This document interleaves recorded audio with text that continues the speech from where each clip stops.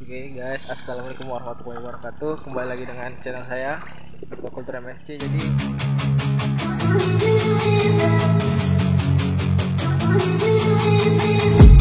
I've been dreaming on in my head like I've seen it. A life worth living is a life with meaning. I'll do what I love till my heart stops beating. I'm feeding this demon.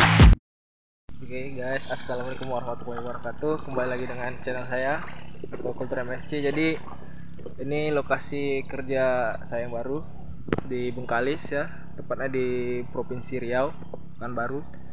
Jadi hari ini kita lagi persiapan kolam. Jadi kemarin ini udah sebulan juga. Ini baru dicuci kemarin, udah bersih, udah kita tambal,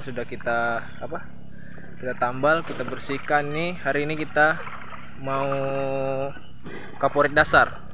Jadi kaporit dasar tuh kaporit plastik HDPE nya. Jadi sini tuh kolam pakai plastik HDPE. Nah, jadi pakai plastik HDPE. Jadi pertama itu persiapan awal, setelah dicuci baru kita kaporit. Jadi ini kita masuk proses sterilisasi plastik atau sterilisasi HDPE. Jadi kita pakai keamanan ganda supaya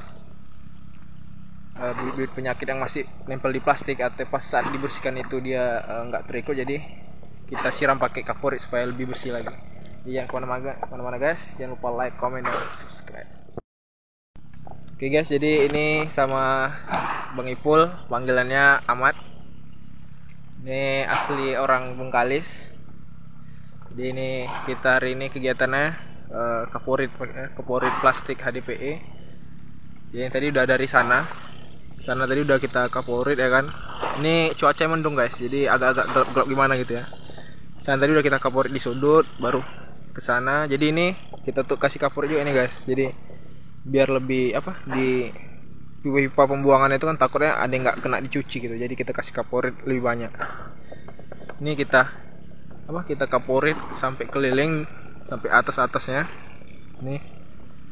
Karena ini kita mau persiapan sebentar lagi kayaknya sekitar 2 minggu lagi. 2 minggu lagi kita mau tebar benur. Jadi ini kita persiapan. Setelah kita kaporit plastik ini, besok kan setelah kering, insya Allah besok pagi kita mulai masuk air. Besok pagi atau sore kita udah masuk air. Jadi untuk di sini kita pakai itu pipa itu. Ini pipa inletnya. Kita masuk itu. Jadi untuk kaporitnya ini harus rata. Jadi teknik melemparnya itu dia biar ini ada khusus ya. Jadi nggak sembarang lempar aja guys.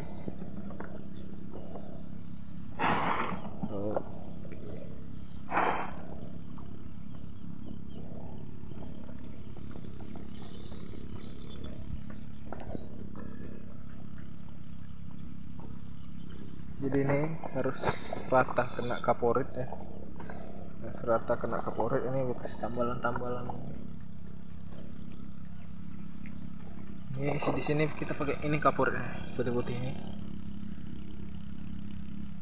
Kita pakai kaporit yang 70%. Kita pakai yang 70%.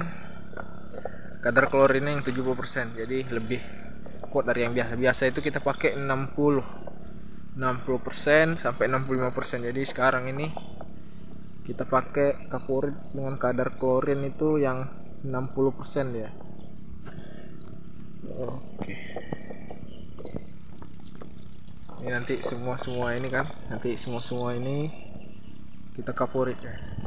Ini sama Bang Ahmad. Ini kaporit terus keliling.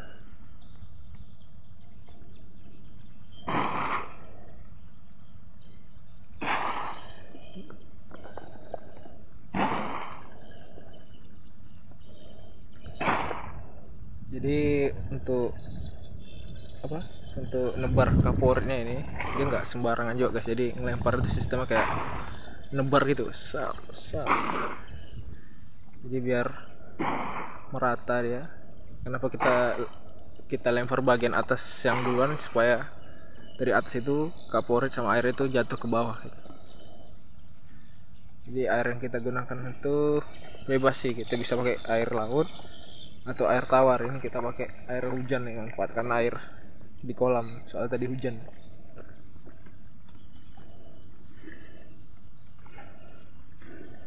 Jangan lupa guys, jadi kaporit jangan lupa kita aduk biar rata, biar homogen sama air. Jangan nanti kita masukkan air sama kaporit nggak kita aduk, itu nggak, kaporitnya nggak rata dia.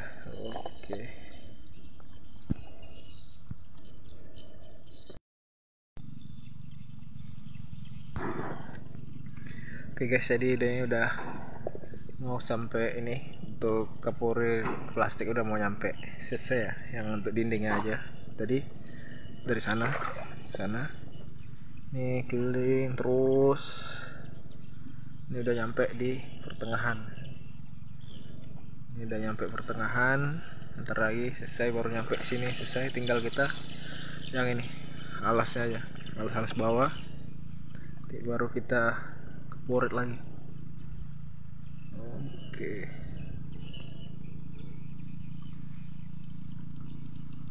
Jadi sambil pelan-pelan aja guys, pelan-pelan ya kan, pelan-pelan tapi pasti. Jadi kaporit yang kita pakai itu ini dia, mereknya Big Clean 70. Ini 70%, kadar 70%. Berat bersihnya itu netnya 45 kilo. Di kandungan dalamnya ada kalsium hipoklorit atau sodium fosfat ya, sama granular dengan presentasinya 70%. Jadi kawan-kawan yang mau nanya itu gimana bentuk klorinnya, ini bentuk klorinnya kayak gini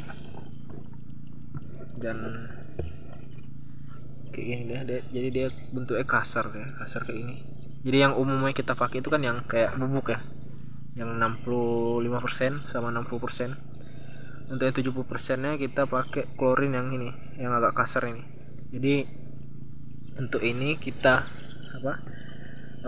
melarutkannya agak lebih lama nih di air. Jadi sebelum kita pakai itu kita aduk sampai dia larut. Jadi perlu waktu juga untuk larut. Kalau yang ini memang dia dari dosisnya itu, bukan dosis sih, kayak klorinnya itu, dosis klorinnya yang di dalam ini, bahan aktifnya itu lebih banyak, tapi dia perlu waktu untuk melarutkannya.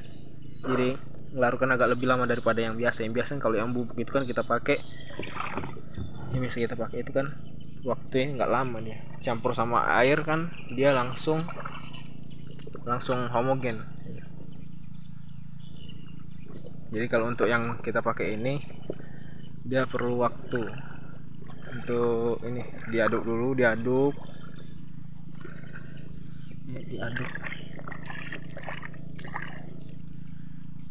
diaduk sampai dia homogen ya. Homogen itu sampai dia tercampur atau sampai larut di dalam air. Jadi perlu waktu juga lumayan lama juga. Kalau kita 45 kilo kita larutkan pakai air juga perlu waktu lama juga. Jadi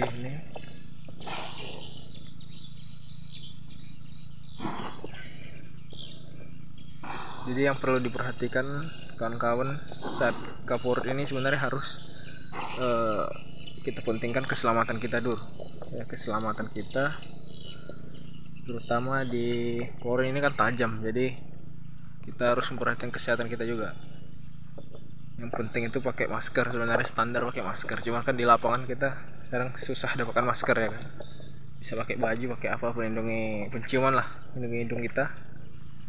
Kemudian juga pakaian, soalnya kan klorin ini dia keras, jadi klorin itu keras, jadi kalau kita yang udah diaduk tadi kena baju itu kadang dia bisa korosif.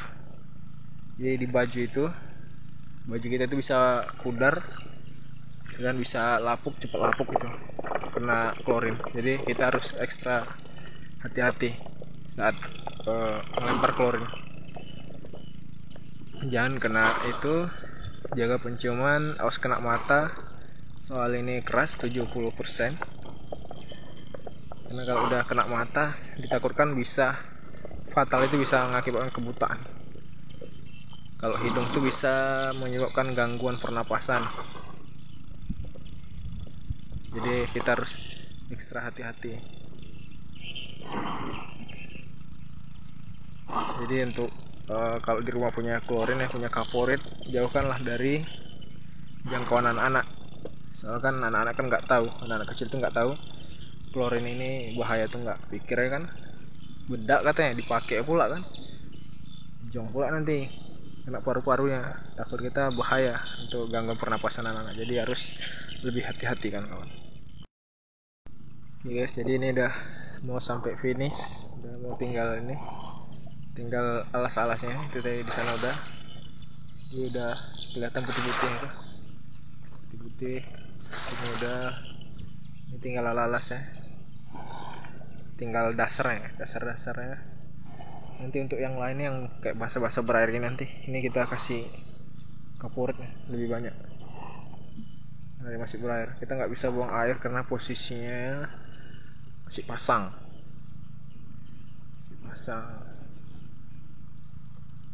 Ini udah mau finish, nanti kita tinggal lihat hasil akhirnya. Oke, check it out. Oke guys, ini udah mau finishing ya, udah mau selesai kita ngaporit sterilisasi plastik ya, atau HDPE. Jadi ini kita terhambat di tengah nih. Ini kan ada kelihatan air nih guys kan. Jadi kita ngeringkan airnya dulu pakai pompa.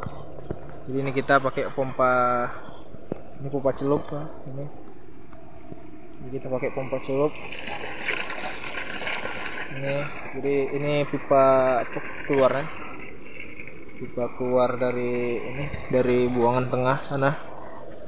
Ini pipa keluar. Ini kita pakai di sini. Kita colokan, udah dikeluarin dulu. Jadi setelah kering di tengah itu udah kering, baru kita lanjut kaporit lagi. Jadi kita nguras air dulu. Takutnya nanti kan kalau masih ada genangan air, takutnya punya penyakitnya sembunyi di air. Jadi kita keringkan dulu, pas itu baru kita kaporit lagi. Oke guys. Alhamdulillah ini udah selesai, udah finish. Ini kita udah finish, udah selesai sterilisasi plastik ya. Kita ngaporit plastik HDPE nya udah selesai semua. Jadi yang genang-genangan air ini kita kasih lebih kaporit kita kasih lebih yang belum dilarutkan. Situ kita taruh Oke guys, jadi alhamdulillah udah selesai kegiatan kita hari ini. Sterilisasi plastik HDPE udah selesai. Kita nanti akan lanjut untuk pengisian air. Untuk selanjutnya baru kita lanjut untuk persiapan media atau persiapan airnya. Jadi jangan kemana-mana, saya tetap di channel MSC, Aquaculture MSC. Oke guys, bagaimana tadi cara-cara kegiatan kita hari ini ngaporit plastik HDPE, sterilisasi plastik. Jadi salah satu kegiatan untuk mencegah berkembang biaknya penyakit ya, bukan hanya di udangnya tapi di plastiknya juga.